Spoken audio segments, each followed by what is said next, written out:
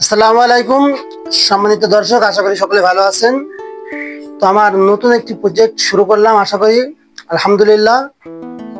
গরুর মোটা তাজাকরণ, হাড্ডিসার গরু মোটা তাজাকরণ প্রজেক্টে আশা করি কেমন ফলাফল পাবো জানি না। ইনশাল্লাহ ভালো কিছুর আশায় কিন্তু আমি শুরু করলাম। আপনারা দোয়া করবেন যাতে আমি নতুন এই প্রজেক্টে একটু সফলতার মুখ দেখতে পারি।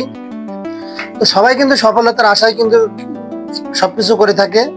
আমি সেই আশায় আমি যে আপনি দেখতে পাচ্ছেন যে হাড্ডিসার গরু, গাই গরু, এই রোগা পাতলা হ্যাংলা গাই গরু কিনে এনে কিন্তু মোটা তাজাকরণ ভালো খাবার দাবারের মাধ্যমে কিন্তু মোটা করে কিন্তু বাজারে জাত করা হয়। সেই আশায় আমি কিন্তু দেখতে পাচ্ছেন আপনারা তিনটা গাভী গরু কিনে এনেছি।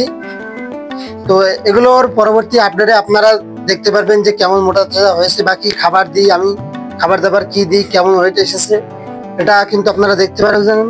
এবং এই গরুগুলো আমি কেমন রেঞ্জে কেমন রেটের ভিতরে কিনেছি। তো গড় এভারেজে গরুগুলো আসছে আমার 58 থেকে 59,000 টাকা গড়ে আসছে।